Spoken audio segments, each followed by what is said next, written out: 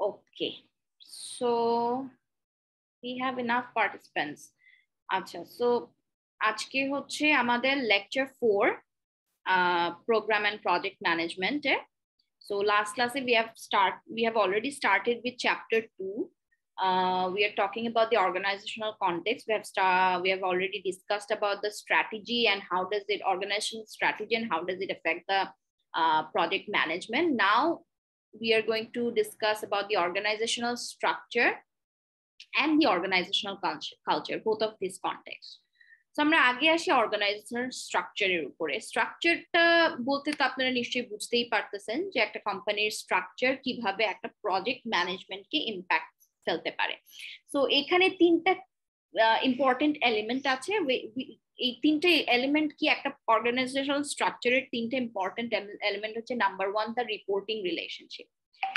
আপনি কোন হায়ারার্কি লেভেলে আছেন, কে কাকে রিপোর্ট করবে, আমার স্প্যান অফ ম্যানেজমেন্ট কতটুকু কিরকম, হ্যাঁ এই জিনিসগুলা ইটস ভেরি ইম্পর্টেন্ট একটা প্রজেক্ট ম্যানেজমেন্টের স্মুথ অনগোয়িং একটা স্মুথনেস আনার জন্য, কাজের মধ্যে একটা স্মুথনেস আনার জন্য, একটা কমিউনিকেশনের স্মুথনেস আনার জন্য। হ্যাঁ, টু মাচ অফ বিউরোক্রেসি থাকলে হয় কি it is not that flexible anymore. আপনি কাজটা অত ফ্লেক্সিবল থাকে না, ফ্লেক্সিবিলিটি থাকে না কাজের মধ্যে। হ্যাঁ, সো আপনি কাকে রিপোর্ট করতে হবে, কি করতে হবে, কিভাবে করতে হবে, এই জিনিসগুলো আপনার অর্গানাইজেশনাল স্ট্রাকচার ডিসাইড করে থাকে। এবং আপনার স্ট্রাকচার, অর্গানাইজেশনাল স্ট্রাকচার আরো ডিসাইড করে যে আপনার ডিপার্টমেন্ট, যে বিভিন্ন ধরনের ডিপার্টমেন্ট বা ফাংশনাল ডিপার্টমেন্টস গুলো যে আছে এগুলোর গ্রুপিংটা আসলে কিসের উপর বেসিস করে হবে।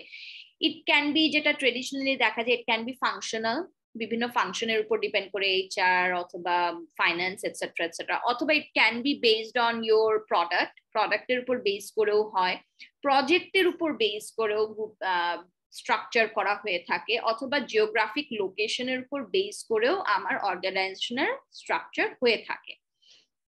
এবং আরো একটা জিনিস হচ্ছে যে আপনার organizational structure also decides the supporting mechanism or the সিস্টেমের ডিজাইনটা কিরকম হবে, যে আমার কমিউনিকেশনের ইফেক্টিভনেস এনশিওর করা। একটা কাজ করতে গেলে অর্গানাইজেশনে কমিউনিকেশন ইজ ভেরি ইম্পর্টেন্ট। হ্যাঁ, এটার ইফেক্টিভনেস এনশিওর করা, এটার মধ্যে কোঅর্ডিনেশনটা কিরকম হবে, এবং ক্রস ডিপার্টমেন্টাল, আমরা কি জানি, আমরা এর আগের ক্লাসে আমরা বারবার করে পড়েছি যে in a project management we are always trying to make cross-functional decisions.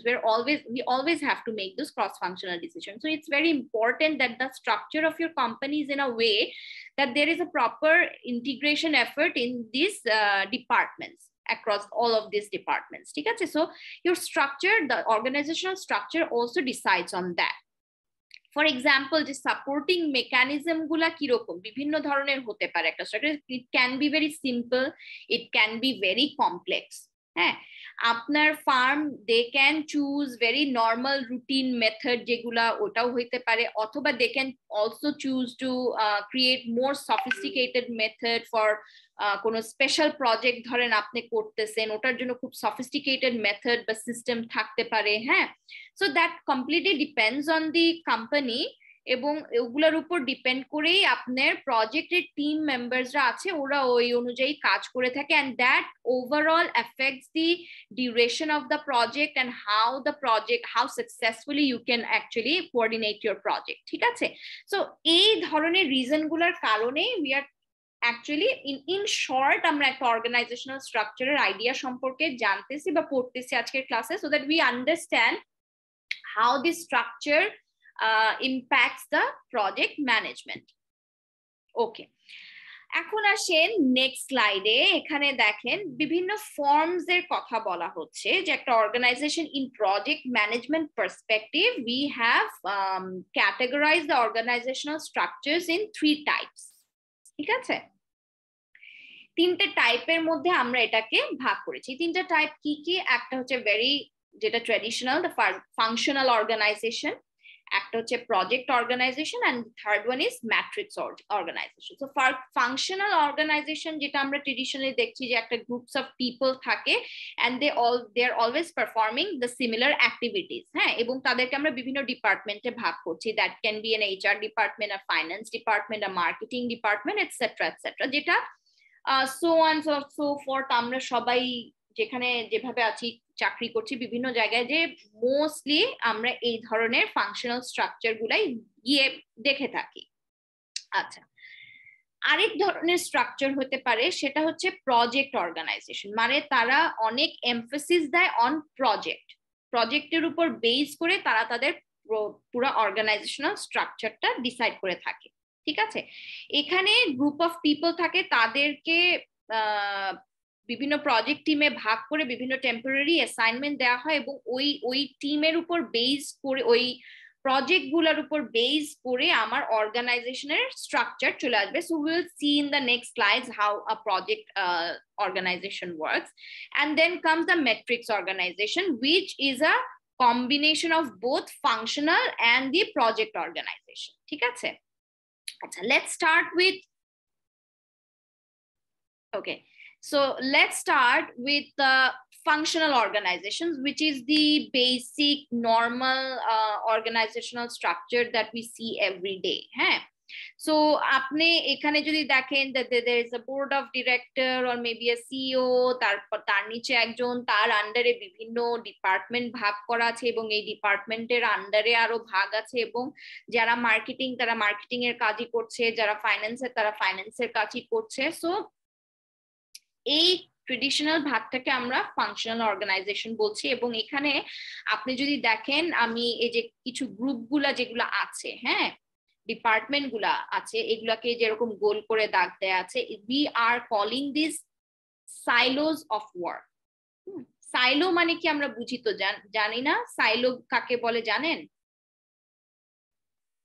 সবাই দেখেছেন কম বেশি সাইলো, আমরা যে গম ধান অনেক কিছু এনে এসে একটা জায়গায় ইয়ে করি না, ওগুলাকে সাইলোজ বলা হয়। সো এরকম ভাবে এই সরি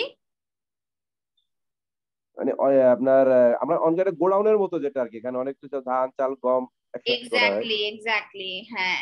সো এরকম এগুলাকে আমরা সাইলোজ অফ ওয়ার্ক বলতেছি, বিভিন্ন ডিপার্টমেন্ট, যে ফাংশনাল ডিপার্টমেন্ট গুলো আছে। হ্যাঁ, এখানে এই টিমে যারা আছে, এরা যেই ডিপার্টমেন্টে আছে ওই ডিপার্টমেন্ট রিলেটেডই কাজ করে শুধু। ঠিক আছে, সো এই ধরনের স্ট্রাকচারের কিছু সুবিধা অসুবিধা আছে। সুবিধা যেমন আছে, অসুবিধাও আছে, specially in perspective of project management. আচ্ছা, প্রজেক্ট ম্যানেজমেন্টের পার্সপেক্টিভে যদি চিন্তা করি, এই স্ট্রাকচারের স্ট্রেংথ যেটা, এদের যে সুবিধা বা স্ট্রেংথ যেটা, সেটা হচ্ছে কি, this kind of structure develops in-depth knowledge এবং ফাংশনাল এফিসিয়েন্সিকে এরা ফোকাস করে থাকে। যে আপনি যদি কখনো, even at the same time, it's also easier to maintain the intellectual capital. Intellectual capital কিরকম? একে তো আপনি একটা মানে স্পেশালি এই ধরনের স্ট্রাকচারে প্রজেক্টের থেকে আমি বলবো প্রসেসকে বেশি গুরুত্ব দেয়া হচ্ছে, প্রসেস ওয়ার্ক গুলাকে। and as a result তাদের কিছু ফাংশনাল, সবসময় বছরের পর বছর একই কাজ করতে করতে তাদের কিছু ফাংশনাল এফিসিয়েন্সিটা বেড়ে যায়। যেই ফাংশনে তারা কাজ করছে সেইটার রিলেটেড ফাংশনাল এফিসিয়েন্সি তাদের বেড়ে যায়, এবং also intellectual capital easily maintain করা যায়। কারণ ধরেন এখন for example you need an offshore tax expert, যে গ্লোবালি আপনি একটা প্রজেক্ট গ্লোবালি আউটসোর্স করতেছেন, এই কারণে আপনার একটা অফশোর ট্যাক্স এক্সপার্ট দরকার। So you can have this finance or accounting department jara they have been working for 20-30 years in this tax related issue or in accounts and everything. So you do have a resident expert in your accounts department. So এই ধরনের intellectual capital মেইনটেনেন্সের ক্ষেত্রে, functional efficiency মেইনটেনেন্সের ক্ষেত্রে এটা একটা সুবিধা। এবং আপনার ফার্মের ফাংশনাল ডিজাইনের কোনো চেঞ্জ আনতে হচ্ছে না প্রজেক্ট ডেভেলপমেন্টের ক্ষেত্রে এই ধরনের এসে। তো এই কিছু সুবিধাগুলা এখানে আছে। এবং অসুবিধা, এটা সবচেয়ে বড় অসুবিধা হচ্ছে যে project management-এর ক্ষেত্রে we would say that this is like the weakest form of organizational structure in perspective of project management, because আপনি যে ফাংশনাল যে সাইলোইং গুলা হচ্ছে, হ্যাঁ, what it does is it results in very less collaboration between the cross-functional departments. Amra project management, we are always, as we said before, we are always making cross-functional cooperation. By the way, please give your attendance in the chat. Huh? So in project management, we are always giving cross-functional, we are always making cross-functional decision. But যখন আপনি একটা functional structure-এর মধ্যে থাকেন, তখন কি হচ্ছে, এই functional structure-এর কারণে হয় কি, বিভিন্ন ডিপার্টমেন্টস বা বিভিন্ন functional ডিপার্টমেন্টের মধ্যে যে collaboration, যে cross collaboration-টা হওয়া উচিত, সেটা খুব কম হয়ে থাকে। এবং এখানে আপনার দেখা যায় যে most of the structural problem এর কারণে দেখা যায় যে কমিউনিকেশনটা খুব স্লো হয়।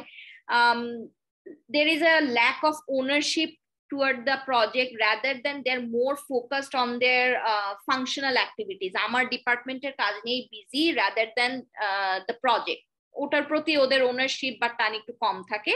They are more concerned about their own functional department and their tasks and chores, everything. এবং যার কারণে প্রায়োরিটির মধ্যে কোনটাকে আমি প্রায়োরিটি দিব আগে, ওটার মধ্যে একটা ক্ল্যাশ হয়ে থাকে সব সময়। আর এই ধরনের স্ট্রাকচারে দেখা যায় দের মোর ফোকাসড অন দেয়ার, যেটা বললাম ফাংশনাল, তাদের ডিপার্টমেন্ট, তাদের কিছু নিয়েই তারা বেশি ফোকাস থাকে, rather than their project, and the customer focus is lost here. এবং আমরা প্রজেক্ট গুলাকে এই ধরনের স্ট্রাকচারাল অর্গানাইজেশনে দেখা যায় যে তারা প্রজেক্টসকে খুব বেশি গুরুত্ব দেয় না, প্রজেক্টকে তারা খুব সাব অপটিমাইজড করে ফেলে। হ্যাঁ, বিকজ তাদের ইন্টারেস্ট এবং কমিটমেন্টস ফাংশনাল ডিপার্টমেন্টের উপরেই বেশি থাকে, নট টু দ্য প্রজেক্ট, যার কারণে প্রজেক্টকে খুব সাব অপটিমাইজড করা হয়ে যায়। Okay, is it clear? এখন আমি যেগুলো কথা বলছি, do you get me? Yes ma'am. Alright, আচ্ছা, এখন আসেন আরেক ধরনের স্ট্রাকচারের কথা বলি, সেটা হচ্ছে আপনার অর্গানাইজেশনাল, আপনার প্রজেক্ট অর্গানাইজেশন যদি হয়ে থাকে, ঠিক আছে, যে এই ধরনের organization they give more importance toward their project, এবং ওইটার উপর বেস করে, প্রজেক্টের উপর বেস করে দেয়ার স্ট্রাকচারিং দেয়ার অর্গানাইজেশন। আচ্ছা, সো এই ক্ষেত্রে যেটা হয় যে একটা, ওকে, সো প্রজেক্ট অর্গানাইজেশনের জাস্ট এটার উল্টাটা, আপনার ফাংশনালের উল্টাটা। তারা কি করতেছে যে মোস্টলি ফাংশনালকে ওরা বেশি গুরুত্ব দিচ্ছে না। আমার প্রজেক্ট ধরেন, মেবি ধরেন ইউর ওয়ার্কিং একটা কনস্ট্রাকশন কোম্পানি, তাদের কাজ হচ্ছে কি, তারা একটার পর একটা বিল্ডিং কনস্ট্রাকশন করতেছে, নতুন রাস্তা কনস্ট্রাকশন করতে পারে, বা anything, they doing construction work every day, and all of those works are regarded as project. এটা একটা প্রজেক্ট, ওটা একটা প্রজেক্ট, একটা বিল্ডিং একটা প্রজেক্ট, একটা রাস্তা একটা প্রজেক্ট। হ্যাঁ, এবং এই প্রজেক্টটাই ওদের মেইন কাজ, এবং প্রজেক্টের প্রপার, কি বলবো, প্রপার ভাবে প্রজেক্টটা করা হচ্ছে কিনা এটার উপরেই তাদের কোম্পানির ইয়েটা, গুরুত্বটা বেশি থাকে, এবং এটার উপরেই কোম্পানির সাকসেস ডিপেন্ড করে। So as a result what they do is they organize, they structured their organization based on those projects and their successful implementation. For example, আপনি যদি দেখেন এয়ারবাস, বোয়িং, বড় বড় যেসব এই কোম্পানিজ গুলা আছে, বিভিন্ন ধরনের ফার্মাসিউটিক্যালস কোম্পানি, বিভিন্ন ধরনের কোম্পানি থাকবে, দে আর মেইনলি প্রজেক্ট বেস, তাদের প্রজেক্টের উপরে তারা অনেক গুরুত্ব দিয়ে থাকে। সো তারা either they can go for project structure or they can go for matrix structure. আমরা ওটা নিয়েও সামনে পড়বো, ওটা that is which is a hybrid of both of those project and functional structure. যাই হোক, তো প্রজেক্ট স্ট্রাকচারের সুবিধা হচ্ছে কি, তারা প্রজেক্টের উপর বেস করে দিচ্ছে, এবং এটা কিছু সুবিধা অসুবিধা আছে। সো আমরা যদি একটু দেখি, what are the strengths of a project organization structure? Strength হচ্ছে in terms of project management, যে তারা এইখানে প্রজেক্ট ম্যানেজারের অথরিটিটা বেশি থাকে। He has the sole authority. যেমন ফাংশনালে কিন্তু প্রজেক্ট গুলাকে বেশি অপটিমাইজ করা হয়েছে, অত বেশি গুরুত্ব দেওয়া হয় না। এখানে জাস্ট তার উল্টাটা, কারণ এখানে প্রজেক্টের সাকসেসফুল ইমপ্লিমেন্টেশনটাই is the main focus or the main goal. So project manager has the sole authority. And এই জায়গায় আরেকটা বেশি সুবিধা হচ্ছে যে ক্রস ফাংশনাল কমিউনিকেশনটা যেটা দরকার একটা প্রজেক্টের প্রপার ইমপ্লিমেন্টেশনের জন্য, প্রজেক্টটাকে smoothly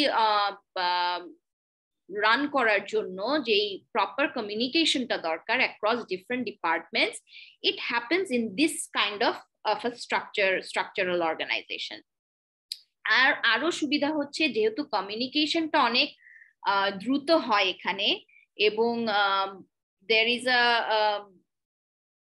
different kind of priorities on project, so the decision making এখানে অনেক র্যাপিডলি হয়ে থাকে, যে সাথে সাথে যদি কোনো কিছু র্যাপিড ডিসিশন নেওয়া লাগে, আমার যদি প্রজেক্টের বিভিন্ন ধরনের প্রজেক্ট আছে যেখানে অনেক কুইক ডিসিশনস নিতে হয়, যেমন টেকনোলজি বেসিস যদি ইন্ডাস্ট্রি হয়, এইসব ধরনের বিভিন্ন ইন্ডাস্ট্রি থাকে যেখানে আপনাকে র্যাপিড ডিসিশন নিতে হয়। হ্যাঁ, সো এই প্রজেক্ট স্ট্রাকচার যখন আপনার অর্গানাইজেশন হয় তখন এই ধরনের ক্ষেত্রে বিভিন্ন র্যাপিড ডিসিশন মেকিংটা হয়ে থাকে, আপনি কুইক ডিসিশন নিতে পারেন। এবং অ্যাট দ্য সেম টাইম যেহেতু আপনি প্রজেক্ট নিয়েই কাজ করতেছেন, সবসময় প্রজেক্টের উপর বেসিস করে আপনার কাজ হচ্ছে, যত সময় যায় আপনি you can create project management experts. হ্যাঁ, আপনার স্ট্রাকচারটা এরকম যে that promotes creation of project management expert. আপনার এক্সপার্ট ক্রিয়েট হয়ে যায় যারা জানে যে কিভাবে একটা প্রজেক্টকে প্রপারলি ইমপ্লিমেন্ট করতে হয়, মেনটেন করতে হয়। আরো যেটা বললাম, যেহেতু আপনি র্যাপিড ডিসিশন মেকিং করতে পারতেছেন এই ধরনের স্ট্রাকচারে, you can also get to make quick responses or rapid responses to any market opportunity. যখন কোনো মার্কেট অপরচুনিটি আপনি দেখতে পাচ্ছেন, ওইটার আপনি খুব কুইকলি ওটার এগেইনস্ট একটা রেসপন্স নিতে পারেন, যে আমি এখন এই ধরনের মার্কেটে ডিমান্ড আছে, এই ধরনের ইয়ে চলছে, I can make a quick decision and do new projects or anything that will be beneficial for the company. আচ্ছা, সুবিধা যেমন আছে, at the same time this has some weaknesses also, but most of the weaknesses are এখানে দেখা যায় যে mostly related to the human resource side, human related problem গুলো একটু বেশি, যেমন this is a very expensive way to set up এই ধরনের স্ট্রাকচার মেনটেন করা ইজ ভেরি এক্সপেন্সিভ, বিকজ একটা ইকোনমিজ অফ স্কেল যেটাকে বলে সেটা একটু এখানে লস হয়। যেমন you may have to hire, আপনার প্রত্যেকটা প্রজেক্টের জন্য ইঞ্জিনিয়ার আলাদা আলাদা আলাদা করে হায়ার করতে হচ্ছে, হয়তো বা সেটা আপনার এতজনকে হায়ার নাও করতে হইতে পারতো। হ্যাঁ, so the economies of scale এখানটা একটু কমে আসে। হ্যাঁ, সো যার কারণে this becomes a bit of expensive to maintain this kind of structure. You understand what is economies of scale, right?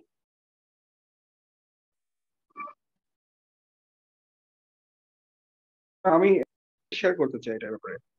জি,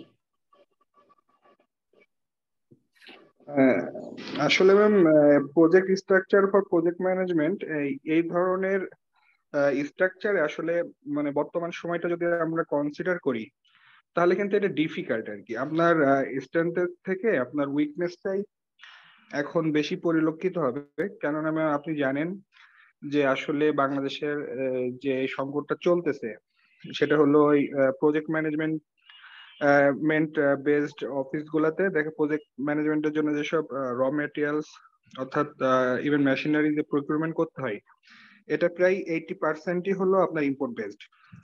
এখন ব্যাংকগুলা আসলে এলসি খুলতে পারতেছে না ডলার সংকটের কারণে, এবং হলো এই যে এখানে একটা র্যাপিড ডিসিশন মেকিং যে বিষয়টা আসলে অনেক আপনি কিন্তু বিওএম বলেন বিওকিউ বলেন, এটা যদি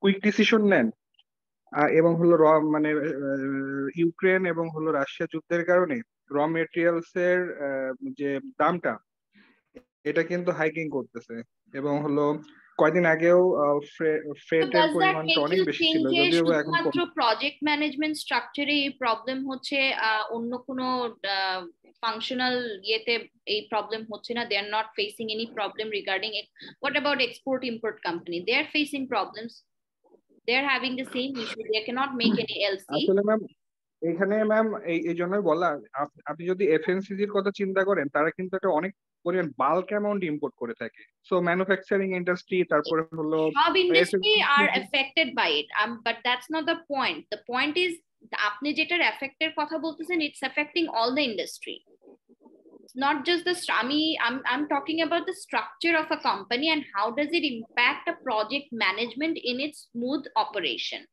ঠিক আছে, সো ওইটার পার্সপেক্টিভে হোয়াট ইজ দ্য উইকনেসেস, আপনি স্কোপের বাইরে চলে যাচ্ছেন।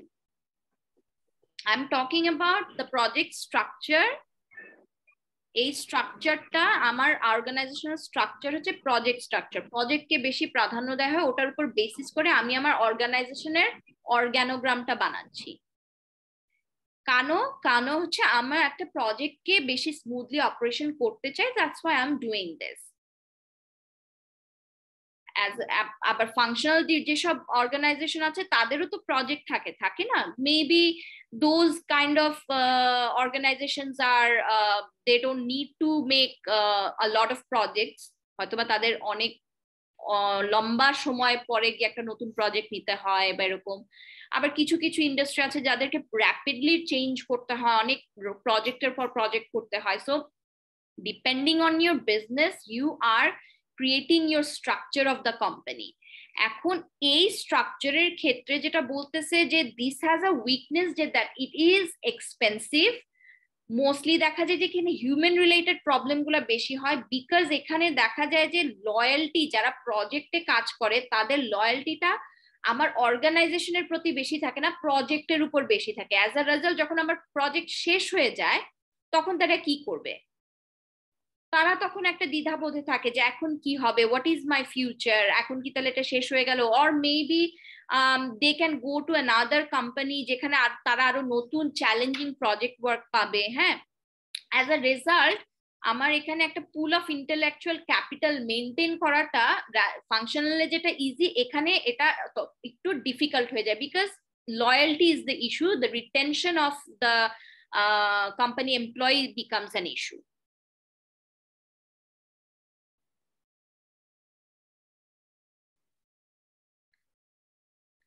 ক্লিয়ার হয়েছে সবার?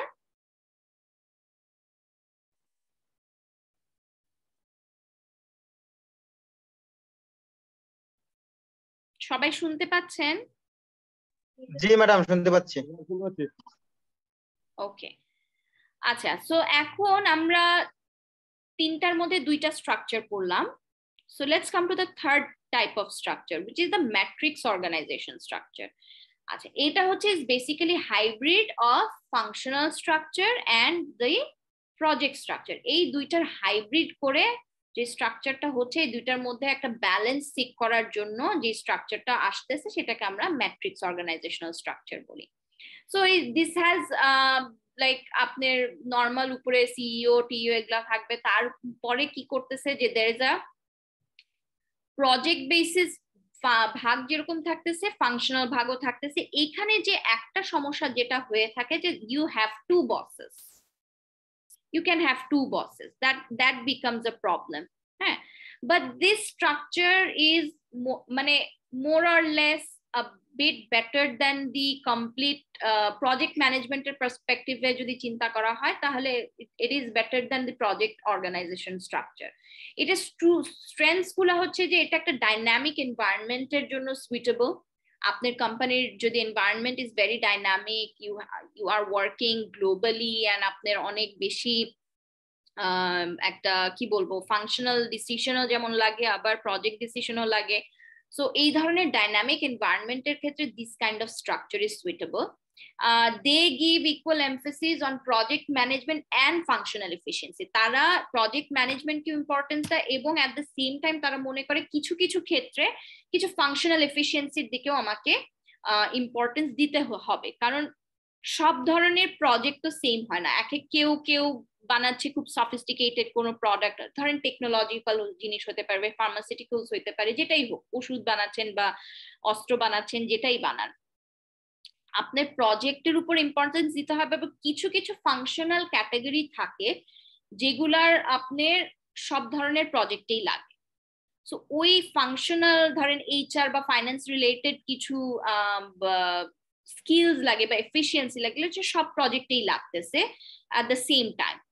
সো এই কারণে দেখা যায় যে অর্গানাইজেশন গুলা ডিসাইড করে যে rather than doing it rather than have মানে same functional জিনিস যখন হচ্ছে, so rather than having lowering our economies of scale, we make a structure that will enhance the economies of scale, and at the same time we can give importance to both the project and the functional efficiency.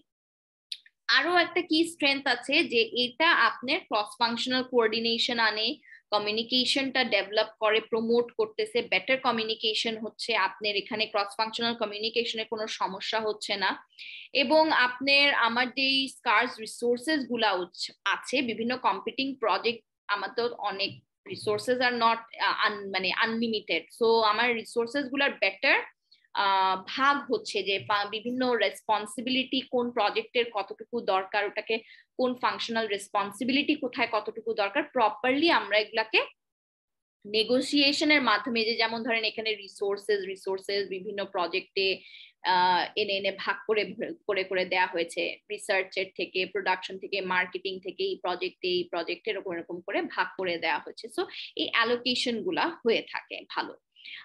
Weaknesses আছে because obviously we don't live in a perfect world. It is not মানে একটা ইউটোপিয়াতে তো আমরা বাস করি না যে সবকিছু perfect থাকবে, হয় না।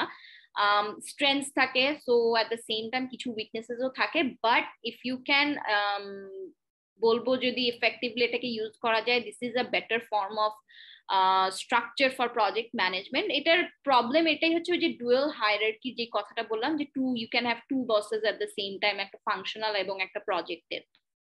এবং আমরা যে রিসোর্স শেয়ারিংটা এখানে যেটা হচ্ছে বিভিন্ন প্রজেক্ট এবং ফাংশনাল ডিপার্টমেন্টের মধ্যে যে ডিসিশনটা হচ্ছে একটা নেগোসিয়েশনের মাধ্যমে হচ্ছে, so this negotiation tax time, হ্যাঁ, এন্ড এইটা এখানে একটা সময় চলে যায়, এবং sometimes workers gets frustrated when they're caught between the project and functional demand. হ্যাঁ, দুইটার মধ্যে দুইটারই ডিমান্ড থাকে, ফাংশনাল ডিপার্টমেন্টেরও ডিমান্ড থাকে, প্রজেক্টেরও ডিমান্ড থাকে, so workers may get frustrated, but with proper management and everything things can be handled, and যদি এটাকে properly manage করা হয়। so এখানে একটা অর্গানাইজেশনাল স্ট্রাকচারের ইনফ্লুয়েন্স ডিফারেন্ট কয়েকটা ক্যারেক্টারিস্টিক্স এর আমি এখানে দিয়েছি একটা স্ট্রাকচারে, যে প্রজেক্ট ম্যানেজারের অথরিটি কতটুকু থাকে কোন ধরনের স্ট্রাকচারে, resource availability, who control the project budget, project ম্যানেজারের রোল এবং অ্যাডমিনিস্ট্রেটিভ স্টাফ, হ্যাঁ, এগুলার বিভিন্ন ফাংশনাল বা ম্যাট্রিক্স বা প্রজেক্ট বেসড অর্গানাইজেশনাল স্ট্রাকচারে কতটুকু লিমিটেড নাকি মডারেট না হাই, এরকম করে এই ছকটার মাধ্যমে দেখানো হয়েছে। যেমন আমি প্রথমটাই যদি একটু দেখি, প্রজেক্ট ম্যানেজার্স অথরিটি, হ্যাঁ, ফাংশনাল যেই অর্গানাইজেশনাল স্ট্রাকচার থাকে সেইখানে প্রজেক্ট ম্যানেজারের authority is very little or না। ম্যাট্রিক্স বা আচ্ছা প্রজেক্ট বেস যদি হয় তাহলে সেখানে ইজ ভেরি হাই, হ্যাঁ, অলমোস্ট লাইক কমপ্লিট অথরিটি থাকে। ম্যাট্রিক্স যেটা হচ্ছে দুইটার হাইব্রিড, সো এই ম্যাট্রিক্সটাকে আবার আমরা তিন ভাগে ভাগ করেছি, এখানে দেখা দিয়েছে weak matrix, balance matrix and strong matrix. তো উইক ম্যাট্রিক্সে একটু লিমিটেড থাকে, ব্যালেন্সডে এটা মডারেট থাকবে বা লো থাকবে, এবং স্ট্রং এ মডারেট অথবা হাই থাকবে। সো এরকম করে এই ছকটার মধ্যে জাস্ট বেসিক্যালি তেমন কোনো কঠিন কিছু না, জাস্ট কিছু ক্যারেক্টারিস্টিক্স এর উপর ডিপেন্ড করে বিভিন্ন টাইপ অফ অর্গানাইজেশনাল স্ট্রাকচারে ইনফ্লুয়েন্সটা বিভিন্ন ক্যারেক্টারিস্টিক্স এর উপর ডিপেন্ড করে কোথায় ইনফ্লুয়েন্স লিমিটেড, মডারেট আর হাই কিরকম থাকে, এটা এখানে দেখানো হয়েছে। So you can read through it. So my request to you all would be, এই যে আমরা স্ট্রাকচার গুলা পড়লাম, যেমন মেট্রিক স্ট্রাকচারটা স্পেসিফিক্যালি আমি আপনাদেরকে একটা অ্যাসাইনমেন্টের মতো দিতে চাচ্ছি, which is you need to write a paper or a small like an essay, let's say an essay or a report, যেটাই করেন একটা essay লিখবেন বোয়িং এর ম্যাট্রিক্স স্ট্রাকচারের উপরে, and how does it help in their project management. Is that clear?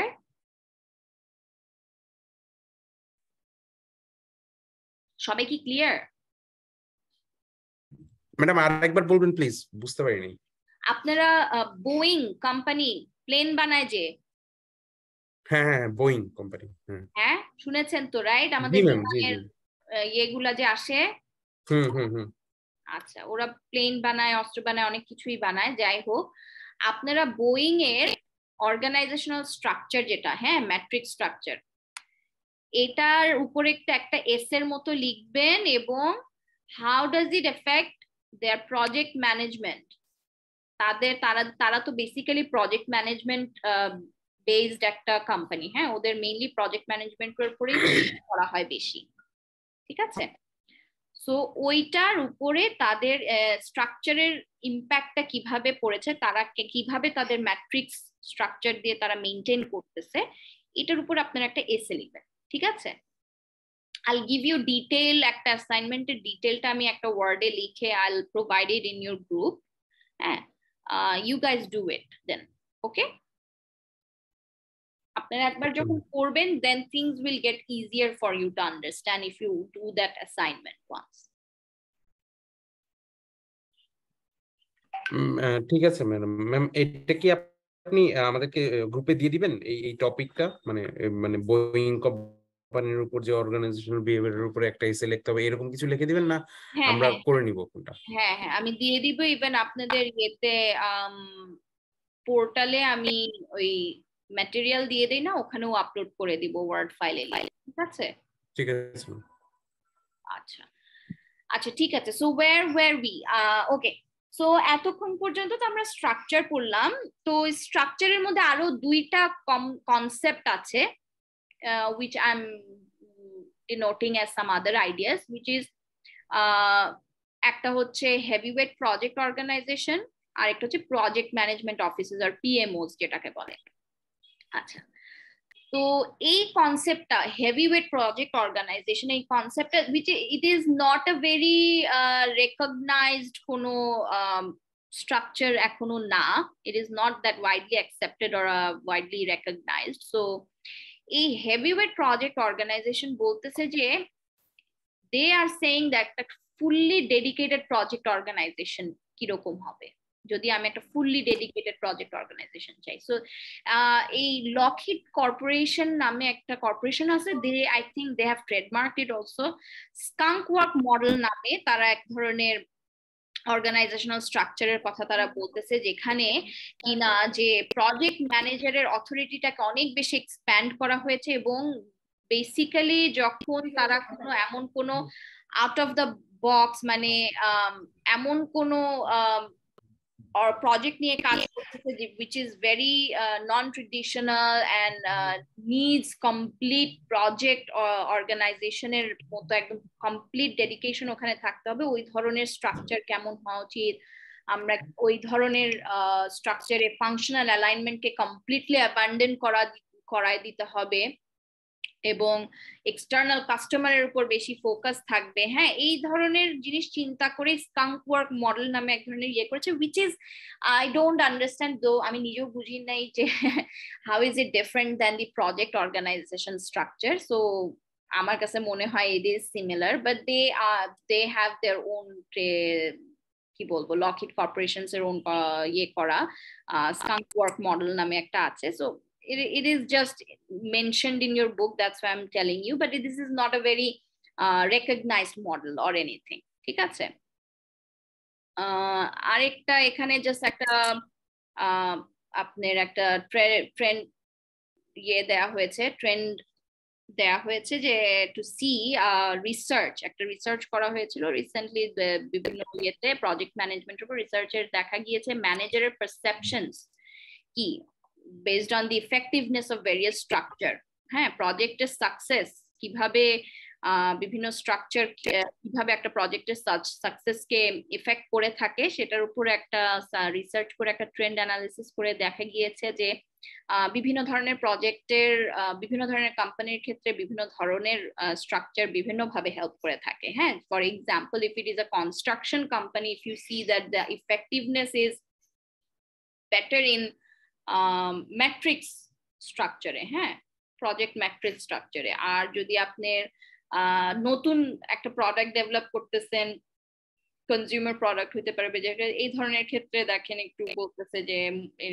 Matrix স্ট্রাকচারও আছে আবার project অর্গানাইজেশনও আছে, but the difference between them is not too much. হ্যাঁ, সো এইটা একটা জাস্ট একটা trend analysis. Let's come to PMOs নিয়ে আমরা একটু আলোচনা করি, উইচ ইজ ইম্পর্টেন্ট। পিএমওস একটা আইডিয়া যেখানে বলতেছে যে এটা একটা পিএমও মানে হচ্ছে প্রজেক্ট ম্যানেজমেন্ট অফিসেস, তো শর্টে পিএমও বলতেছি। তো একটা সেন্ট্রালাইজড ইউনিটের কথা বলতেছে যে তোমার কোম্পানিতে দেয়ার ক্যান বি পিএমও, একটা সেন্ট্রালাইজড ইউনিট থাকবে যারা কিনা শুধুমাত্র প্রজেক্ট ম্যানেজমেন্টের কাজকেই ওভারসি করবে, সুপারভাইজ করবে, এবং এটার যদি ইমপ্রুভমেন্ট, কন্টিনিউয়াস ইমপ্রুভমেন্ট কি কি করা উচিত এগুলাই শুধু ডিল করবে। ঠিক আছে, একটা সেন্ট্রালাইজড ইউনিট থাকবে এবং this PMOs will support the project manager. তাকে রিপ্লেস করবে না, বরং প্রজেক্ট ম্যানেজমেন্টের সাপোর্ট হিসাবে কাজ করবে এই পিএমও গুলা। হ্যাঁ, this will work also as a resource centre for project management. যেমন বিভিন্ন টেকনিক্যাল ডিটেলস যদি থাকে, কোনো এক্সপার্টিজ থাকে, এইসবে সাপোর্ট দিবে। বিভিন্ন ধরনের ফাংশনস অর অ্যাক্টিভিটিস আছে প্রজেক্টে যেগুলা বিভিন্ন প্রজেক্ট ওয়াইজ কমন থাকে। হ্যাঁ, ওই ধরনের সিমিলার কাইন্ড অফ ওয়ার্কের এক্সপার্টিজ যদি ক্রিয়েট করতে হয়, হ্যাঁ, এইগুলাতে কিভাবে সাপোর্ট দেয়া যায়, সো দ্যাট দ্য PM মানে project manager they can actually focus on the unique elements of a project. যেগুলো ইউনিক কাজ থাকে ওগুলাতে প্রজেক্ট ম্যানেজার যে সে ফোকাস করুক, যেগুলো ইন জেনারেল কমন কাজ সেগুলাতে হেল্প করলাম আমরা পিএমও অফিস। ঠিক আছে, এবং PMO offices also, the project manager and PMOs also help যেহেতু একটা সেন্ট্রাল ওভারসি এন্ড সুপারভাইজ করে, তারা they also what they do is যে আমরা পাস্টে কি করেছি, ওখান থেকে কি মিস্টেক করেছি এবং মিস্টেক থেকে আমরা কি শিখেছি এগুলাকে ডকুমেন্টেশন করে এবং এগুলাকে একটা লেসন লার্ন হিসেবে নিজেদের কাছে রাখে। এখান থেকে আমি কি শিখছি এবং এটার উপর বেসিস করে কিভাবে আমার কন্টিনিউয়াস ইমপ্রুভমেন্ট করা যায়, কিভাবে আমার নলেজটাকে আরো ভাস্ট করা যায়। ঠিক আছে, আর দিস অলসো ওয়ার্কস কি যেটা আগেও বলেছিলাম, they also focus on continuous skill development. So this kind of PMOs can be very effective কোনো কোম্পানিতে যদি রাখা হয়, that can be very effective. এবং এগুলো বিভিন্ন আপনার কোন লেভেলে রাখবেন that depends on your company. Usually বলা হয় যে কর্পোরেট লেভেলের হায়ারার্কি লেভেল, বিভিন্ন লেভেল তো থাকে আমাদের, তাই না? ফার্স্ট মানে আমরা যেমন বলি না junior level, medium level, senior level, তো একটু কর্পোরেট একটু থার্ড লেভেলে যদি থাকে এই ধরনের PMOs যদি, তো এই ধরনের PMOs can help in your project management. ঠিক আছে, এই PMO গুলাকে আবার তিনটা ফর্মে ভাগ করা হয়েছে, which is the weather station, resource pool and control tower. তো weather station PMO যেটা, সেটাকে weather station PMO যদি আপনার হয়, এই ধরনের PMO এর কাজ হচ্ছে শুধু মনিটর এবং ট্র্যাক করা যে প্রজেক্ট গুলা যেন কনসিস্টেন্টলি তাদের মধ্যে তাদের যে মনিটরিং এন্ড ট্র্যাকিং হচ্ছে সেটার মধ্যে যেন একটা কনসিস্টেন্সি থাকে এবং কনসিস্টেন্টলি এবং ওইভাবে সিমিলার ওয়েতে যেন রিপোর্টিং করা হয়। আরেকটা হচ্ছে রিসোর্স পুল, এটা আগেও বলেছি, this kind of PMOs help in skill development, expertise development. হ্যাঁ, এই কারণে দেখা যায় যে তারা বিভিন্ন ধরনের গ্রুপ অফ একটা স্কিল প্রজেক্ট প্রফেশনালকে তারা ডেভেলপ করে। হ্যাঁ, যে ইউনিক কাজের জন্য প্রজেক্ট ম্যানেজমেন্ট এক জায়গায় ইয়ে করছে, কিন্তু জেনারেল যে কাজগুলো আছে এগুলোর জন্য যেসব স্কিল প্রফেশনালস আমাদের দরকার, যেগুলো সব ধরনের প্রজেক্টেই কোনো না কোনো কাজে সিমিলার জিনিস হচ্ছে, ওই ধরনের group of skill project professionals তারা ডেভেলপ করে। এক্সপার্টিজ যদি কোনো স্পেসিফিক এক্সপার্টিজ যদি কোনো দরকার হয় সেগুলো মেইনটেইন করতে হেল্প করে থাকে। হ্যাঁ, সো এই ধরনের অলসো ইজ আ রিসোর্স পুল। হ্যাঁ, আপনি কি ধরনের PMO এস্টাবলিশ করতেছেন that depends on your company. Then also a control tower. So control tower PMOs গুলা কি করে? Control tower PMO যেটা করে, they think that the project management skill has to be protected and supported. So as a result, তারা unique কাজগুলা এবং যেগুলা general কাজ আছে ওগুলাকে সাপোর্ট করে, and whatever backup they need, whatever training or whatever support they need, they will provide, so that there is a continuous improvement in project management skill. Ebong ekta also they also help in establishing a standard, যে এই ধরনের আমার একটা standard থাকবে, এই standard আমরা maintain করব, হ্যাঁ, এবং এই স্ট্যান্ডার্ড তারা যেমন ডেভেলপ করে at the same time establish করে, and at the same time they're trying to make sure that those standards are enforced in the activities of the project management. তো যেটা বললাম যে এটা এখানে যেমন জাস্ট ওই একই কথাটাই আপনাদেরকে যেটা বললাম, বিভিন্ন লেভেল থাকে যেমন আমাদের, তো ইউজুয়ালি বলতেছি পিএমওস গুলা যদি আমরা লেভেল 3 বা কর্পোরেট লেভেলে করে থাকি তাহলে এটার রেজাল্টটা একটু বেটার দেয়া হয়ে থাকে। যেমন আমরা এই যে রিসোর্স পুলের ক্ষেত্রে এখানে বলতেছিলাম যে it works best when it is at level 3 support structure, ঠিক আছে? সো এইটার যেমন শুনে খুব ভালো লাগছে, oh wow PMO that they are working as a support system and everything, but যেরকম আমরা জানি যে সবকিছুরই এর আগেও পরে বললাম যে সবকিছুরই যেমন ভালো দিক আছে খারাপ দিকও আছে। So there are some criticisms against the PMOs. There are two school of thoughts, another school of thought যেমন এটা প্রেজ করেছে, and another school of thought has criticized it for a few things, যেমন they're saying that you're placing it is risky because we are placing all the eggs in one basket. সব ধরনের supervision and maintenance এর কাজ আমরা একটা জায়গায় centralized করে দিচ্ছি, so that can be a bit of risky. And also PMOs can become another layer of bureaucracy of oversight. হ্যাঁ, সো যখন যত বেশি বিউরোক্রেসি আসে, আমরা দেখেছি আমাদের কাজে যত বেশি বিউরোক্রেসি আসে তত বেশি আমাদের কাজ কি হ্যাম্পার হয়, স্লো হয়।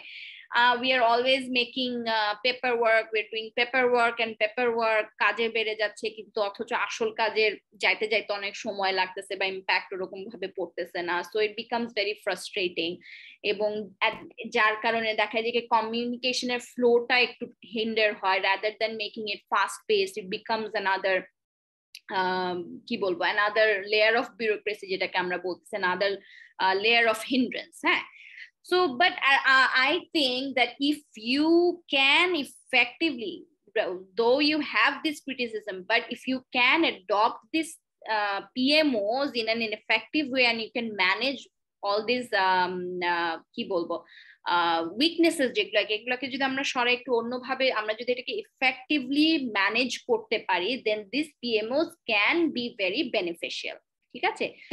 রাইট সার্কামস্টেন্সেস এ ঠিকভাবে যদি এটাকে আমরা অ্যাডপ্ট করতে পারি, বিকজ আমরা বারবার কি বলছি, the PMO always encourages the continuous improvement of your project management skill, এবং একটা স্ট্যান্ডার্ডাইজড ওয়েতে প্র্যাকটিসেস গুলাকে নিয়ে আসে, ম্যানেজারদেরকে প্রজেক্ট ম্যানেজমেন্টদেরকে সাপোর্ট দিচ্ছে rather than overpowering anyone. So all of these benefits is higher than the weaknesses. So if you can manage the weaknesses properly and adopt it in the right circumstances, then PMOs can be very helpful to you.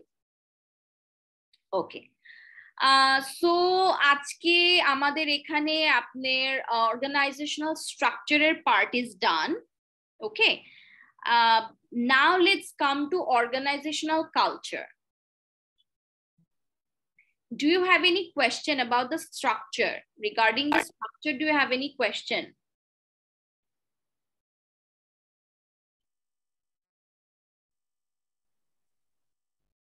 No one?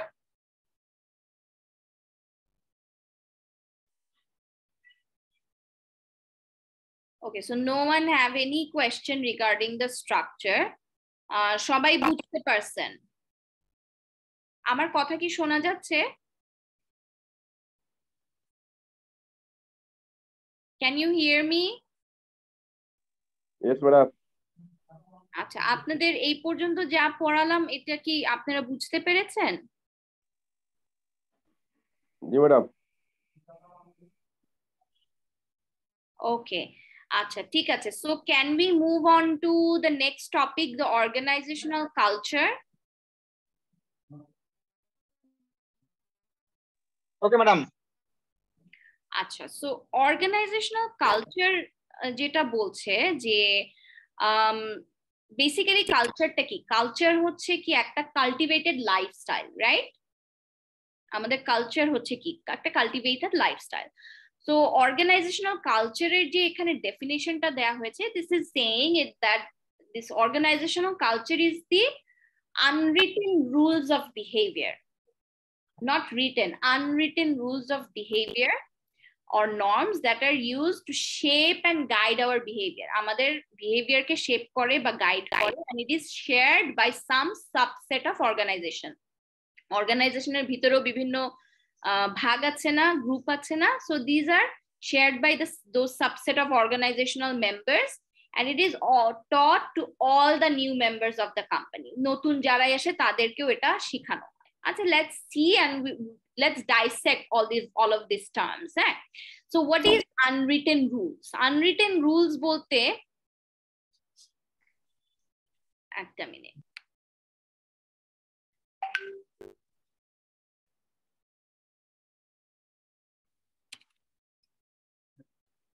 ওকে।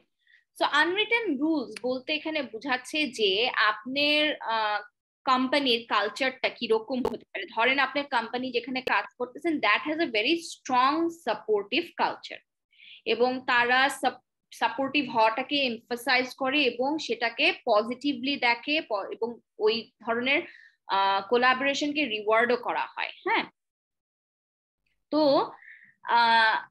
তারা চায় যে functional department গুলোর মধ্যে এরকম একটা strong supportive একটা environment থাকুক। হ্যাঁ, সো দো এই ধরনের policy it is not written down, but it is widely held and understood in your organization যে না, যখনই কোনো কারো সাপোর্ট লাগবে, ধরেন কোনো প্রজেক্ট নিয়েছি and this project needs some kind of assistance, তখন all the departments will come together and help each other, because that is the culture in that company, that support is expected. ঠিক আছে, আপনার কোম্পানির কালচারটা এরকম যে একজন আরেকজনকে সাপোর্ট করে নো ম্যাটার হোয়াট। ঠিক আছে, বুঝতে পারছেন? এটা ঠিক উল্টাটাও হইতে পারে, যে আপনাদের যে কোম্পানিতে কাজ করেন সেখানে একটা ডিপার্টমেন্ট আর একটা ডিপার্টমেন্টকে দেখতেই পারে না। ঠিক আছে, একজন আরেকজনকে দেখতে পারে না, এই ধরনের কোলাবোরেশন নাই কোনো, শুধু নিজেদেরকে নিয়ে উল্টাটাও হইতে পারে। যদিও এগুলা লিখিত ভাবে থাকে না এই রুল গুলা, বাট যেহেতু সাপোর্টিভ না, যে কোম্পানিতে আপনি কাজ করতেছেন সাপোর্টিভ না একজন আরেকজনের, সো ওইটা হচ্ছে ওই কোম্পানির culture. I think you are all working and you should be pretty মানে you know কি বলবো, equipped with it, যে আপনারা দেখে আসছেন, এক্সপেরিয়েন্স করে আসছেন এই জিনিসগুলা। You have already seen all of those things, ঠিক না? আচ্ছা, এরপরে আসেন আপনার রুলস অফ বিহেভিয়ার। কি বলতেছে যে আমরা কি বলছে, this kind of culture, this kind of rule, এটা এক ধরনের rule of behaviour that shape or this kind of culture shapes or guides our behaviour. আচ্ছা, ধরেন আপনাকে একজন, আপনি you have been hired as a project engineer, এবং আপনি যে কোম্পানিতে ঢুকেছেন you have been working there either considerably very slow or very faster than your coworkers. আপনি বাকিদের থেকে অনেক বেশি ফাস্ট কাজ করেন অথবা খুব বেশি স্লো কাজ করেন। So it is likely যে one of your co-workers will at least clue you in যে আমাদের এখানে acceptable level of speed, তোমাকে এইরকম ভাবেই কাজ করতে হবে, বা এইরকম স্লো কাজ করলে হবে না, সো বা এরকম বেশি ফাস্ট কাজ করলেও হবে না। ইউ মানে it has to be balanced so that you don't make any one of us look bad. আমার আশেপাশে অন্যদেরকেও you can make look bad. So এই যে এই কালচার উইল ডিসাইড যে আপনার কাজ করার পেস কিরকম হচ্ছে। So this is basically shaping or guiding your behaviour. আচ্ছা, আরেকটা কি বলেছিলাম যে কালচার, এই যে বিহেভিয়ার গুলা, this behaviour are shared by some subset of organisation. Subset of organisation বলতে কি বোঝাচ্ছে, যে দেখা যায় কি একটা কালচার, আমরা তো জানি অর্গানাইজেশন টু অর্গানাইজেশন ডিফার করতে পারে, but at the same time একটা অর্গানাইজেশনের ভিতরে যে বিভিন্ন ডিপার্টমেন্ট আছে তাদের মধ্যেও culture can have a very different kind of impact for different kind of subset of organization. For example, finance department marketing ডিপার্টমেন্টকে দেখতে পারে না, তাদের কাছে মনে হয় মার্কেটিং ডিপার্টমেন্টের তো কোনো কাজই নাই, ওরা খালি সারাদিন বসে বসে খায় দায় ঘুরে বেড়ায়, এটাই ওদের কাজ, ওরা অ্যাকচুয়ালি কোনো কাজ করে না। That is the idea, that is the view they have, হ্যাঁ, একটু হস্টিলিটি নিয়ে দেখে, হ্যাঁ। সো এই যে বিভিন্ন ধরনের এই যে এই আইডিয়াটা, এই কালচারটা ডেভেলপ করছে যে ওরা তো এরকমই, ওরা তো এরকম ভাবেই কাজ করে থাকে, and that is not regarded as important, হ্যাঁ। এই জিনিসগুলা কিভাবে আসে? Because of your organisational culture. আচ্ছা, লাস্ট পয়েন্টটা কি বলেছিল? This is also taught to all the new members of the company. যখন কোম্পানিতে কেউ আসে, আপনার কোম্পানির কালচারটা সম্পর্কে ওই নিউ মেম্বারকে অবশ্যই আইডিয়া দেওয়া হয়। কিছু কিছু ফার্মে যখন নতুন এমপ্লয়ি হায়ার করা হয়, they are expected to pick up the behaviour, যে আশেপাশে দেখে দেখে নিজে নিজে পিক আপ করবে। কিছু কিছু ফার্ম আছে যেখানে একদম ইন্টেন্স ট্রেনিং দেওয়া হয়, যেমন আপনি ইউএস মেরিনে যদি এখন ঢুকেন, আর্মিতে ঢুকেন, হ্যাঁ, আপনাকে খুব ইন্টেন্সিভ ট্রেনিং দেওয়া হবে। As a new hire you'll be strictly trained and guided যে এইটাই হবে behaviour, that is the acceptable behaviour, that is the culture. আবার অন দি আদার হ্যান্ড বিভিন্ন কোম্পানি আছে যেখানে তার অপোজিট হয়, যেমন গুগলে যান বা যেখানে যান, এই ধরনের জায়গার culture is completely different. Okay, so এই যে কালচার নিয়ে আমরা কথা বলছি, বিভিন্ন ধরনের ফ্যাক্টরস আছে আমাদের আশেপাশে that affects this cultural development. এই কালচারাল ডেভেলপমেন্টকে অনেক বিভিন্ন ফ্যাক্টরস গুলা ইম্প্যাক্ট ইফেক্ট করে থাকে। এই এফেক্ট গুলা ইয়েগুলা কি? একটা হচ্ছে ইট can B the technology, the environment that you're in, your geographical location, আপনার কোম্পানি কোন জিনিসকে রিওয়ার্ডিং করে, ভালোটাকে না খারাপকে, রুলস এন্ড প্রসিডিউর কি, আপনার যে কি অর্গানাইজেশনাল মেম্বার আছে যারা, তাদের এবং বিভিন্ন critical incident, those things can effect the cultural development of your company. For example, technology level, technology যদি কোনো হাই টেকনোলজি ফার্মস টাইপের যেগুলো হয়, তাদের কাজ অনেক ফাস্ট পেসড হইতে হয়, তাদেরকে অনেক টেক স্যাভি হইতে হয়, হ্যাঁ। সো এই ধরনের কোম্পানির কালচার ইজ ডিফারেন্ট। আবার বিজনেস এনভায়রনমেন্ট ক্যান অলসো, যেই এনভায়রনমেন্টে আপনি কাজ করতেছেন সেটাও can actually create an impact in your culture. যেমন একটা এমএনসির কালচার আর একটা লোকাল কোম্পানির কালচার ইজ ডিফারেন্ট। আবার একটা মজার জিনিস, আবার যদি দেখেন, একটা technology and business environment both can have an impact on your culture. For example, আপনি যদি নিউজের ইন্ডাস্ট্রিটা যদি দেখেন, newspaper and news agency, আগে বছর 50 বছর আগেও যদি চিন্তা করে থাকেন, তখন newspaper was the only source of your information and news. So 24 ঘন্টায় প্রত্যেক দিন সকালের নিউজ পেপারের জন্য ওয়েট করতে হইতো আপনাদেরকে নিউজ পাওয়ার জন্য। But because of the technological advancement, এই এনভায়রনমেন্টটায় news industry environment has completely changed, because আপনি এখন নিউজ রিয়েল টাইম নিউজ পাচ্ছেন, সাথে সাথে নিউজ পাচ্ছেন। So it has completely changed. So a technology level and apne business environment both can be affected. Both can affect your culture. Like apne news er ekhon power je apner expectation has changed. You want real time news. So এইগুলোর উপর depend করেও আবার আপনি দেখেন technology এসে কিভাবে করে impact ফেললো, এবং it has changed the culture, the way you expect things to be has completely changed. আপনি এখন ওই একদিনের জন্য ওয়েট করতেছেন না, আপনি এখন চাইলে সাথে সাথে পেয়ে যাচ্ছেন, and সাথে সাথে চাচ্ছেন, and the accordingly business has to change their way of doing the news business. আচ্ছা, let's come to the point. আর অন্য পয়েন্টে চলে, এখন মেইন পয়েন্টে আসি। The other factors that we were talking about, how do they affect in the cultural development. Another point is the geographical location also affects your cultural development. As we can see, the attitude, একটা টেক্সাসে একটা লোক কাজ করে and একজন new ইয়র্কে কাজ করে, দুইজনের মধ্যে কিন্তু there will be some kind of difference, একটা কালচারাল ডিফারেন্স আসবেই তাদের অ্যাটিটিউডে। আমাদের দেশেও যদি দেখি, আমাদের ঢাকার মানুষ আর একটা নোয়াখালীর মানুষ বা একটা আরো রিমোট কোন এরিয়ার মানুষ, এদের জায়গার এমপ্লয়ীদের মধ্যে একটা অ্যাটিটিউডের ডিফারেন্স আছে, বিহেভিয়ারাল ডিফারেন্স আছে, রাইট? আপনারা যখন কাজ করতে যান, you can see it by yourself, আপনাদের নিশ্চয়ই বিভিন্ন ব্রাঞ্চে গিয়ে কাজ করতে হয়, হয় না? বা তাদের সাথে ইন্টারঅ্যাক্ট করতে হয়। অবশ্যই হয় ম্যাডাম। হ্যাঁ, so you see the differences না, just normal নিজের দেশে। আমি কালচার ফর্মে একটা কথা ছিল, বলতে পারি কি? হ্যাঁ হ্যাঁ হ্যাঁ,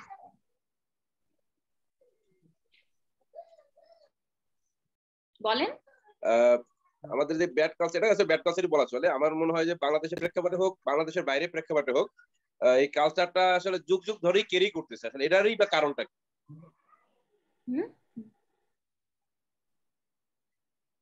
সরি, বুঝি নাই, আবার বলেন। এই যে কালচারটা যে যুগ যুগ ধরে ক্যারি করতেছে, একটা হলো মার্কেটিং বলে ফাইন্যান্সের কোনো কাজ নেই, ফাইন্যান্স বলে মার্কেটিং এরও কাজ নেই, আবার আদার্স ডিপার্টমেন্টে, সাপ্লাই চেইন ডিপার্টমেন্টে আছে যে তারা শুধু ঘুরে কাজ করে না, কি করে প্রকিউরমেন্টের কি কাজটা থাকতে পারে, শুধু 2-3টা এক্সেল ফাইল মেনটেন করে কাজ হয়ে গেল। মানে এই ব্যাড কালচারটা তো শুধু local, foreign, multinational, MNC, LLC, মানে এভরি কোম্পানি ক্যারি। হ্যাঁ হ্যাঁ, and it affects your project management এর করতে গিয়ে এই কালচারও কিন্তু অনেক সময় এফেক্ট করে, যে আপনার কোম্পানির কালচার কি সাপোর্টিভ কিনা। ধরেন সাপোর্টিভ না, তাহলে কি ওই ধরনের অর্গানাইজেশনে গিয়ে আপনি একটা প্রজেক্ট নিলেন নতুন হাতে, হ্যাঁ, you will not get that kind of support that you want, right? Because ওদের কালচারটাই এরকম যে নিজেকেই ব্যস্ত, ঠিক না? আবার একজনের এক এক জায়গার মানুষের অ্যাটিটিউড এক এক রকম, হ্যাঁ, তো তাদের সাথে যখন আপনাকে প্রজেক্টে কাজ করতে গেলে তো you have to work with a team, right? তো তখন এই যে attitude, this culture, this affects the overall project implementation. জি বলেন। আমার যেটা জানার সেটা হলো যে আসলে কালচার গ্রো করছে, কালচার ক্যারি করছে এবং কালচার কন্টিনিউ চলতেছে, বাট আমাদের এখান থেকে তো বের হওয়া উচিত, না হলে তো ব্যাড প্র্যাকটিস থেকেই যাচ্ছে। আমরা কিন্তু এটা নিয়ে স্টাডি করতেছি, আমরা নিয়ে এটা নিয়ে কিন্তু আসলে বিশদভাবে কথা বলতেছি, অথবা যারা সুযোগ আছে সে কিন্তু ক্লাস কেন্দ্রিক হোক, বিভিন্ন সভা সেমিনার কেন্দ্রিক হোক, চেষ্টা করতেছি আমরা, বাট আমাদেরও তো ওর ভিতর থেকে চেঞ্জ হচ্ছে না। That change has to come from you, নিজের থেকে আসতে হবে। ওই যে প্রথম আলো না কার জন্য একটা অ্যাড ছিল না, নিজের মধ্যে আগে চেঞ্জ আনতে হবে। তো এটা এটা এই স্লোগানটা তো প্রথম আলো না ম্যাডাম, স্লোগানটা তো আসলে কোরআন থেকে ফার্স্টলি এসেছে। আবার আমরা মুসলমানরা হোক অথবা আমাদের ইসলামিক চিন্তাবিদরা হোক, ওভাবে আমরা প্রকাশিত করতে পারিনি, বাট প্রথম আলো ওটা কোট করেছে, প্রথম আলোটা কোট করতে পারেনি। মানে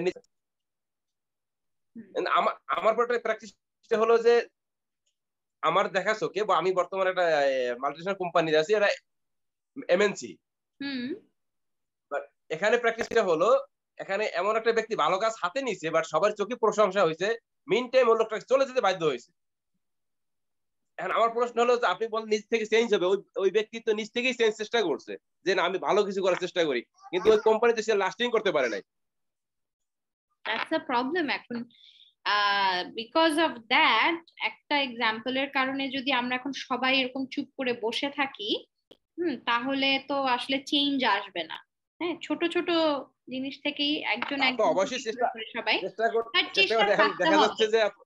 চেষ্টা থাকতে হবে। এরকম তো হয়েই আসতেছে, যুগ যুগ ধরে আসলে এটাও হচ্ছে, ডিসকারেজ করা হয়, এরকম করে থামায় দেওয়ার চেষ্টা করা হয়, বাধা দেওয়া হয়, হ্যাঁ, বাট চেঞ্জ কি আসে নাই? আসছে তো, অনেক কিছুর চেঞ্জ আসছে। আমরা যদি এখন থেকে 100 বছর আগের কথা চিন্তা করি, এখনকার কথা চিন্তা করি, there has been a lot of changes, তাই না? সবকিছু চেঞ্জ আসছে, বাট ইট টেকস টাইম, এটার সময়টা একটু বেশি লাগে এই চেঞ্জ আসতে। That's the only problem. another, আচ্ছা যাই হোক, আমরা একটু let us move forward, আমার চ্যাপ্টারটা আমি শেষ করে দিব। so another factor যেটার কথা বলেছে, that is the reward system. আপনার অর্গানাইজেশন কোন জিনিসটাকে রিওয়ার্ড করে, মেবি, বা আপনার অ্যাজ আ অর্গানাইজেশন কোন জিনিসটাকে ভ্যালু করে? You are very environmentally very aware, you value customer service, হ্যাঁ, এবং এই ধরনের কাজ জিনিসগুলাকে you reward the employees. But কিছু কিছু অর্গানাইজেশন আছে যারা ডিসঅনেস্টিকেও রিওয়ার্ড করে থাকে, যেমন if you see the case of Enron, they encouraged dishonesty. যদিও আলটিমেটলি তারা ব্যাংক্রাপ্ট হয়ে গেছে, তাদের এই জিনিসটা সবার চোখে ধরা পড়ছে, বাট আপনার কোম্পানি কোন জিনিসকে রিওয়ার্ড করতেছে, রিওয়ার্ডিং ভিউতে দেখতেছে, ভালো চোখে দেখতেছে, that is also important, that will guide your behaviour also. So এটাও একটা, it is also a part of the culture, organisational culture. Rules and procedure যেমন থাকে, কিছু কিছু রুল বুক অনেক কোম্পানি ওয়াইড থাকে, কিছু সিস্টেম থাকে, হ্যাঁ, যেমন অনেক জায়গায় আছে দ্যাট দে আর টোল যে তোমাকে 8 ঘন্টা কাজ করতে হবে, হ্যাঁ, দ্যাট অথচ দেখা যায় যে কোম্পানির কালচার হচ্ছে কিরকম, যে যে যত এক্সট্রা আওয়ার কাজ করে তাকে তত ভালো চোখে দেখা হয়, ঠিক আছে? সো এই ধরনের কালচারও কিন্তু অনেক জায়গায় আছে, যে এক্সট্রা ওয়ার্ক যারা করে তাদেরকে অনেক ভালো দেখা যায়। ইউ নো যে in Europe, mostly in European countries, আপনার যারা ওভারওয়ার্ক মানে 8 ঘন্টার পরে এক্সট্রা আওয়ার ওয়ার্ক করতেছে, ওভারওয়ার্ক করতেছে, হ্যাঁ, তাদেরকে কিন্তু they are deemed as not very productive. অথচ আমাদের এখানে কিন্তু এটাকে দেখা হয় খুব ভালো চোখে, ও এক্সট্রা কাজ করছে, এমপ্লয়িটা নিশ্চয়ই খুব ভালো, রাইট? এটাকে আরো এনকারেজ করা হয়। অথচ ওর বিভিন্ন কালচার আছে, if you go to European culture, they are regarded as watching maybe that person is not productive enough and that person is inefficient to do all his work in 8 hours. So বিভিন্ন rules and procedures also decide the culture and how you're going to behave. And আরেকটা যেটা আছে, that is the key organizational members. আপনার বস কিরকম, if that person is very strict, আপনার কোম্পানির culture একরকম হবে। if that person is very fun and believes an alternative way of doing work, হ্যাঁ, so আপনার কোম্পানির কালচার কিন্তু ওইরকম ভাবেই হবে। so the key organizational members also has a great impact on your cultural development. and the critical incident কিরকম ভাবে handle করা হয়, বিভিন্ন critical incident হয়তো বা আপনার হাতে খুব কম সময় আছে, there is a very crunch of time and you have to deliver a project, একটা কমপ্লিট করতে হবে একটা প্রজেক্ট আপনাকে। এই ধরনের ক্রাঞ্চ টাইমে আপনার বস বা লিডার যারা আছে, they what they do is off day থাকলেও আসলাম, এসে আমি কাজ করতেছি, we show up and we do the work, that we are very involved with our work and we are very dedicated to our work, হ্যাঁ। এই ধরনের যখন কোনো ক্রিটিক্যাল ইনসিডেন্টের এক্সাম্পল যখন আপনি দেখান সামনে, ওগুলাকে দেখে কিন্তু আপনার সাবঅর্ডিনেটরা শিখে, এবং that creates a culture also. Okay, so এই যে এই ধরনের কিছু কিছু ফ্যাক্টরস এর, যেমন এই ফ্যাক্টরস গুলো তো বললামই, and at the same time the culture আপনার কেন আমরা পড়তেছি, because as we were saying যে the context, আমরা তো কনটেক্সট নিয়ে আলোচনা করছিলাম, যে cultural context do effect the project management, এবং এটার সাকসেসকে অনেক সময় এফেক্ট করে থাকে। দ্যাট ইজ আপনার কালচারের উপরে আপনার যেটা বললাম, যদি খুব সাপোর্টিভ হয় আপনার অর্গানাইজেশনাল কালচার, হ্যাঁ, তো there will be better communication, better interaction among different cross functional departments হতে পারে, বিভিন্ন cross functional projects হতে পারে, তাদের মধ্যে collaboration ভালো হবে, এমপ্লয়ীদের কমিটমেন্ট এন্ড ডেডিকেশন প্রজেক্টের প্রতি ভালো আসবে, আপনার ক্রিটিক্যাল ইনসিডেন্ট কিভাবে আপনার কোম্পানিতে হ্যান্ডেল করা হয় এগুলোর উপর ডিপেন্ড করে এমপ্লয়ীদের কমিটমেন্ট এন্ড ডেডিকেশন বেটার আসে। তারপরে হচ্ছে প্রজেক্টের প্ল্যানিং কিরকম হবে, কিভাবে রিসোর্স অ্যালোকেটেড হবে, এইগুলার উপরে কিন্তু এমপ্লয়ীদের কিছু ওপিনিয়ন থাকতেই পারে। সো আপনি যদি অনেস্টিকে রিওয়ার্ডিং হিসাব করেন, বা এই ধরনের ক্যান্ডোরকে যদি আপনি রিওয়ার্ডিং হিসাব করেন, আপনার কালচারটা যদি এরকম হয়, তখন employees can give honest opinion without the fear of punishment. And they also একটা পারফরমেন্স, একটা কোম্পানির পারফরমেন্স ইভ্যালুয়েশন কিরকম ভাবে হবে, হ্যাঁ, এন্ড অ্যাটিটিউডটা কিরকম, সেটার উপরেও আপনার কি হয়, it encourages the employees to take initiatives, হ্যাঁ। বিকজ আপনার একটা এমপ্লয়ি একটা যেটা আপনারা বললেন যে আমি একটা ভালো কাজ করার জন্য হাতে নিলাম, এবং এই ভালো কাজটাকে একটা কোম্পানি কি ধরনের চোখে দেখে, তা সে যে ভালো কাজটা করছে তার জন্য কোম্পানি কি তাকে এনকারেজ করে কিনা, তার পারফরমেন্স ইভ্যালুয়েশনটাকে আরো বেটার ভাবে দেখে কিনা, সেটার জন্য তাকে রিওয়ার্ড করে কিনা, এই ধরনের কালচার যদি কোম্পানির থাকে তখন obviously the employees will be more encouraged to do better things, take more initiatives. The things that you just said about the company, যে কোম্পানির যদিও ভালো চোখে বলতেছে কিন্তু আসলে রিওয়ার্ড করা হয় না, তাকে ছেড়ে যেতে হয়েছে কোম্পানিতে। So this is how the company's culture can affect the project management and its success, or a proper implementation of the project. Okay, let's talk about আমরা একটা সোশ্যাল আপনাদেরকে আমি একটা সোশ্যাল একটা এক্সপেরিমেন্ট আছে এটা নিয়ে একটু বলি, and how does that reflect to the culture, কিভাবে ডেভেলপ হয় এটার জন্য একটা, this is also known as the gorillas and the bananas experiment। ঠিক আছে, গরিলা এবং ব্যানানা একটা সোশ্যাল এক্সপেরিমেন্ট করা হলো, যেখানে কি করা হলো, একটা বড় একটা কেজ আছে, সেই কেজের মধ্যে 5টা গরিলা নেওয়া হলো, এবং গরিলাটা নেয়ার পরে এই কেজের মাঝখানে একটা ল্যাডারের মতো একটা সিঁড়ির মতো দেয়া হলো, এবং ওখানে উপরে কলা ঝুলায় দেয়া রাখা হইলো। আচ্ছা, তো এই কলা ঝুলতেছে, তো তখন এই 5টা এপ যখন এই কেজের ভিতরে আসে, ঘুরতেছে, দেখতেছে, দেখলো যে ওখানে কলা ঝুলতেছে, and what they started doing is, আচ্ছা ঠিক আছে আমরা এই স্টেয়ার গুলা ক্লাইম্ব করে ওই ব্যানানাটা নিব। যখনই এই গরিলাগুলা কি করলো, যখন একটা গরিলা এই স্টেয়ারে উঠার চেষ্টা করলো, তখনই কি করলো, আমাদের ওই যে ফায়ার হাইড্রেন্টের যে হোজেস গুলো আছে না, যেটা দিয়ে খুব প্রেসার দিয়ে পানি বের হয়, হ্যাঁ, ওইটা দিয়ে ঠান্ডা পানি ওই স্প্রে করা হইলো। যখনই একটা গরিলা চেয়ারে মানে ক্লাইম্ব করতে যাচ্ছে কলাটা নেওয়ার জন্য, তাকে ওইটা দিয়ে পানি দিয়ে স্প্রে করা হলো, খুব প্রেসার ওই থাকে ওই ধরনের ফায়ার হোজের পাইপে। তো এরকম এক গরিলাকে করা হলো, আরেক গরিলাকেও করা হলো। যতবারই তারা চেষ্টা করে, এই 5টা গরিলা যতবারই চেষ্টা করে, প্রত্যেককে যে উঠে তাকে তো স্প্রে করা হয়, তার আশেপাশে যারা আছে, যারা উঠে নাই তাদেরকেও স্প্রে করা হয়।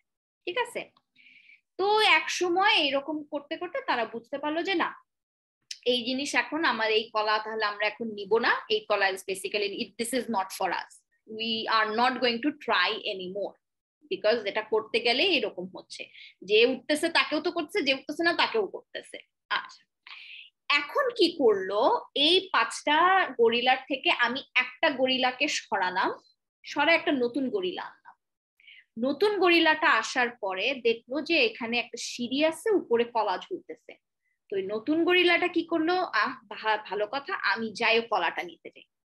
যেই ওই নতুন গরিলাটা ল্যাডারে উঠে কলা নিতে গেল, স্টেয়ারসে উঠে, কি হইলো, সাথে সাথে আশেপাশে যে বাকি গরিলাগুলো আছে, যাদেরকে আগে পানি দিয়ে স্প্রে করা হয়েছিল, ওরা কি করলো, ওই গরিলাটাকে ধরে টেনে নেমে নিয়ে আসলো, এবং মানে পারলে মারধর করে রাখে, যে না ওখানে উঠা যাবে না, হ্যাঁ, ভয় দেখাইলো, মার দিল, এরকম করে। এটা হচ্ছে মানে গরিলারা যেটা করে আর কি। এরপরে ওই গরিলাটা তো বুঝতেছে না কেন এরকম করতেছে, এরপরে সে আবারও চেষ্টা করলো, যে একবার খাইছি মায়ের, আবার যাই, আবার চেষ্টা করলো, আবারও বাকি গরিলাগুলা they ganged up on that gorilla and they started beating him and scaring him, যে নো, এটা করা যাবে না। বিকজ কেন, কারণ ওই বাকি 4টা গরিলা তো জানে যে এটা ও যদি উঠে তাহলে ও তো পানির ইয়েটা খাবে, আমরাও সাথে সাথে পানিশমেন্টটা পাবো।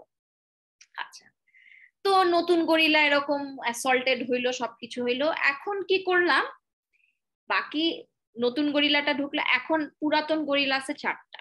আচ্ছা, ওই পুরাতন 4টা গরিলার মধ্যে আরেকটা গরিলাকে সরাই, এখন আমি আরেকটা নতুন গরিলা আনলাম।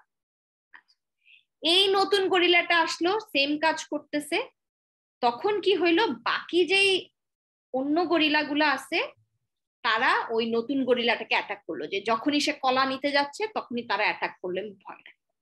মজার বিষয় হচ্ছে এখানের মধ্যে যে রিসেন্ট যেই গরিলাটা ঢুকছিল, যে প্রথমবার নতুন যে ঢুকছিল, সে যে মায়েরটার খেয়ে এক্সপেরিয়েন্স হয়েছে, তখন সে বুঝলো যে না, আশেপাশে সবাই এরকম করতেছে, আমিও যাই।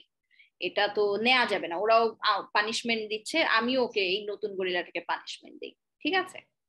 তো এইরকম করে করে একটা একটা একটা একটা করে গরিলা চেঞ্জ করে করে এখন সব গরিলা গুলাকে কিন্তু চেঞ্জ করে 5টা গরিলা পুরাতন গরিলা আর নাই, এখন একটা একটা করে এরকম করে চেঞ্জ করতে করতে সবগুলাই নতুন গরিলা।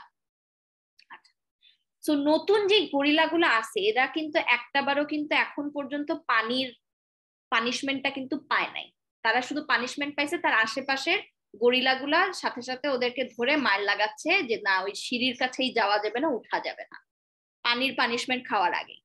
তো এখন যে নতুন গরিলা যারা আছে ওদেরকে যদি মানে if you go and ask them যে কেন তুমি এই কলাগুলা নিতে পারবা না, nobody can answer in their own gorilla way, that because you know why, because they cannot even tell you যে why they can't take those banana। হ্যাঁ, এখন পর্যন্ত এই নতুন গরিলা কিন্তু পানি দিয়েও খায় নাই, কিন্তু যখনই কেউ আসবে একজন আরেকজনকে মারবে, ওই কলা নেওয়া যাবে না, because the answer would be যে this is how it has always been, এরকমই হয়ে আসছে এখানে। তো ঠিক সিমিলার ভাবে আমরা যদি চিন্তা করে থাকি, একটা কোম্পানি বলেন, একটা জায়গা বলেন, একটা কালচার, মানুষ কিন্তু এরকম দেখে দেখে অনেক সময় আছে আমি জানিও না আসলে কেন হচ্ছে, জাস্ট বিকজ অফ হোয়াট এইরকম ভাবে এখানে হয়ে আসতেছে যে আমরা অনেক সময় বলতে পারি যে কেন আমি একটা নতুন জায়গায় আছে এখানকার সেলস প্রসিডিওর এত স্লো কেন, এখানে মানুষজনের কাজের এটা এত ইনএফেক্টিভ কেন। হ্যাঁ, this can be similar situation like this. যখন জিজ্ঞাসা করবেন আশেপাশের কাউকে আছে এটা এরকম কেন, এরকম ভাবে এই ওয়েতে না গিয়ে অন্য ওয়েতে করলে তো এটা বেটার হয়, বাকিরা আপনাকে কিন্তু ঠিকই অ্যান্সার দিবে যে this has always been the way, এইভাবেই চলে আসতেছে, এভাবেই হইতে থাকবে, because but nobody can tell you an exact answer যে ওয়াই ইজ ইট।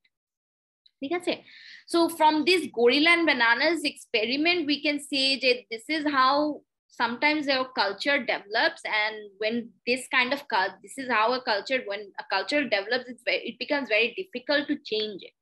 হ্যাঁ, so আজকে আমাদের এটাই এখানে শেষ। This was the last slide about the culture and how does it affect, and last যেটা বললাম this was just a social experiment আপনাদের সাথে শেয়ার করার জন্য যে how does a culture develop and একটা মজার এক্সপেরিমেন্ট দিয়ে বুঝালাম যে এবং কেন এটা ডিফিকাল্ট চেঞ্জ করা, এবং we see the similar kind of things in around us in organization and in society. So I hope that it was comprehensible to you.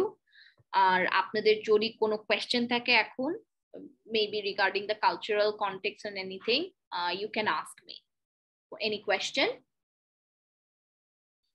No, madam. Okay, বুঝতে পারছেন?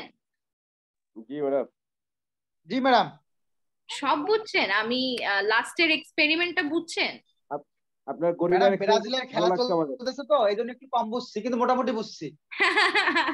আচ্ছা ঠিক আছে, আমি আপনাদের খেলার আর কোনো ইয়ে করব না, আজকে এখানেই শেষ। চ্যাপ্টার এটা এখানেই শেষ। তো নেক্সট ক্লাসে will start a new chapter, and আরেকটা মেকআপ ক্লাস আমি আপনাদের নিব জুমে। ঠিক আছে, so I'll let you know when that happens.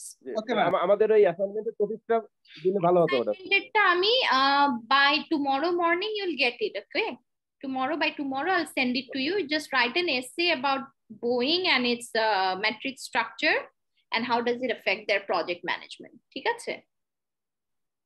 Okay. All right. ঠিক আছে everyone, good night. ম্যাডাম আমার ব্রাজিলের জন্য ম্যাডাম একটু দোয়া রাখেন। হ্যাঁ, okay, good night. Okay madam Brazil রাখবেন, ব্রাজিল যেন হাইরা যায় ম্যাডাম, 7 আপ যেন দিতে পারে ব্রাজিলকে। না ব্রাজিল জিতবে। ম্যাডাম আর্জেন্টিনার সাপোর্টার। না ব্রাজিল জিতবে।